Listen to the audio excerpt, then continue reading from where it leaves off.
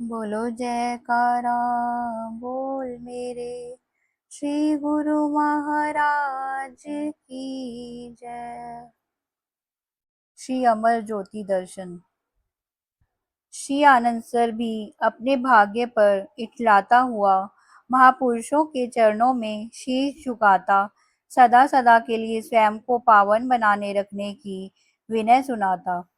श्री स्नान के पश्चात आप फूल बताशे समर्पित कर पुनः श्री आनंद सर की पूजा करते, चहु और आशीर्वाद की वृष्टि करते हुए मौन ध्यान करवाते। इस प्रकार श्री आनंद सर की महत्ता को समझाते हुए श्री कार में विराजमान हो जाते।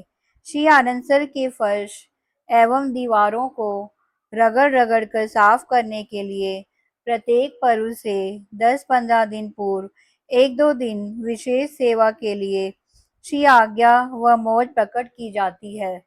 समस्त गुरुमुख इसमें सम्मिलित होकर एक दो दिन में इस कार्य को पूर्ण करते हैं। इसमें नया स्वच्छ जल भर दिया जाता है और पर्व पर श्री स्नान के पश्चात इस अमृतमय जल को सब गुरुमुख प्रेमी दर्शनार्थी चरणामृत स्वरूप लेते हैं। सब तीर्थों के सिरमौर श्री आनंदसर में गुरुमुख जन एक पर्व से दूसरे पर्व तक स्नान करने का सौभाग्य प्राप्त करते हैं। आप श्री आनंदसर की विशेष सेवा के अवसर पर सदैव यहाँ आकर श्री दर्शन से लाभान्वित करते, सबको अपनी अनुपम लीला से सरसाते और इस तीर्थ की महिमा और पुण्य का बखान करते। एक बार वैसाखी के पर्व से पहले जब यहाँ सफाई की सेवा हो रही थी, आपने प्रातः श्री आरती के पश्चात यहाँ श्री दर्शन दिए। तट पर विराजमान होकर सब गुरुमुखों को अपने सम्मुख बिठाकर नाश्ता करवाया।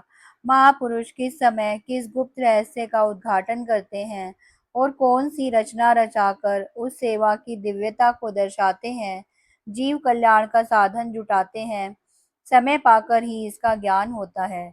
आपने दोपहर को 2 बजे सब गुरुमुखों को छुट्टी देकर फरमाया कि शीघ्र ही भोजन करके 3 बजे तक सेवा आरंभ कर दो। गुरुमुख जन भोजन करके कुछ सुस्ताने लगे।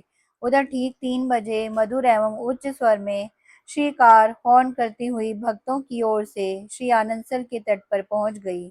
दूसरी ओर से कुछ गुरुमुख भाग भाग कर यहाँ पहुंच गए। किसी को भी यह एहसास न था कि इतनी गर्मी में महाप्रभु जी दोबारा कृपा करेंगे।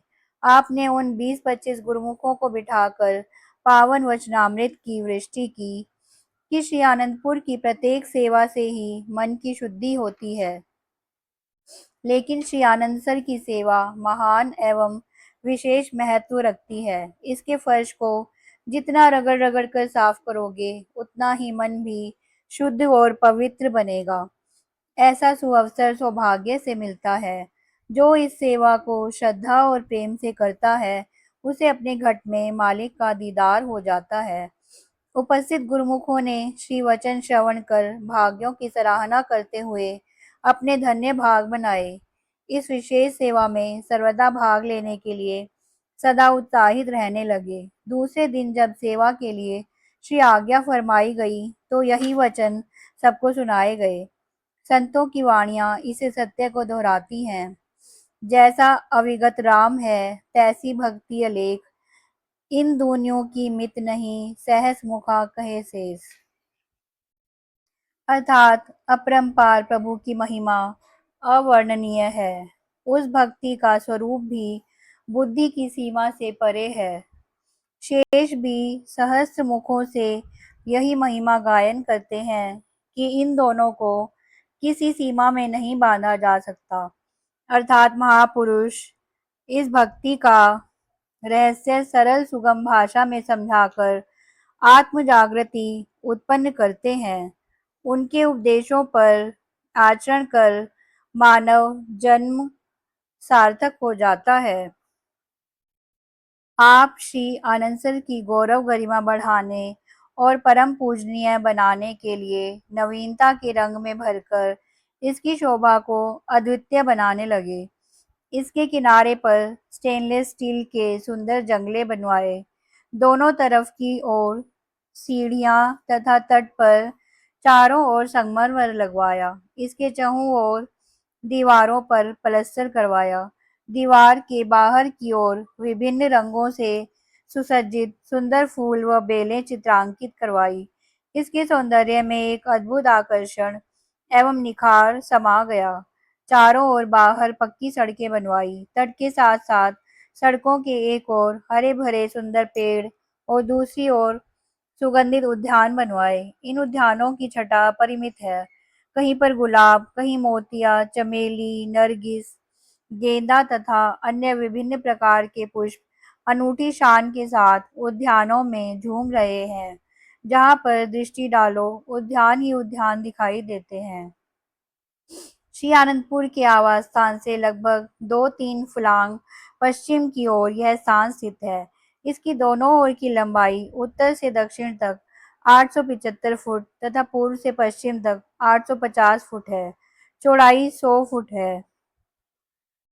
महात्मा जन तथा भक्त जन व बाइया भक्तानियों के लिए श्री आनंदसर को 2 भागों में विभक्त किया हुआ है। स्त्रियां अपनी ओर तथा पुरुष अपनी ओर स्नान करते हैं। श्री परमहंस अद्वैत मंदिर तक पहुंचने के लिए मार्ग भी भिन्न भिन्न हैं। ये मार्ग पुलों द्वारा परस्पर मिले हुए हैं। श्री मंदिर के एक ओर भक्तों व महात्मा जनों के लिए पुल है और दूसरी ओर बाइयों व भक्तानियों के लिए है। इसके दोनों कोनों पर छतरियां बनी हुई हैं। श्री आनंदसर की संपूर्ण परिक्रमा करते समय दर्शनार्थ यात्री यहाँ बैठकर श्री आनंदसर की लहरों तथा प्रशांत वातावरण का आनंद लेते हैं। श्री आनंदसर सर्व तीर्थों का सिरमौर, श्री परमहंसों की मौजों का साकार रूप तथा श्री आनंदपुर में ज्योतिर्मय उपासना स्थल के रूप में शोभायमान है। इसमें मंजन कर प्रेमी जन कृतार्थ हो रहे हैं और होते रहेंगे। श्री आनंदसर पर भक्तों की ओर पुल बना हुआ है, जहाँ से प्रेमी गुरुमुख उपासना स्थल पर पहुंचते हैं। सर्व कला सिरमौर श्री सद्गुरु दाता दयाल जी ने श्री आनंदसर के पुलों की चौड़ाई को बढ़ाकर उस पर एक अति भव्य एवं विशाल मुख्य द्वार का निर्माण करवाया।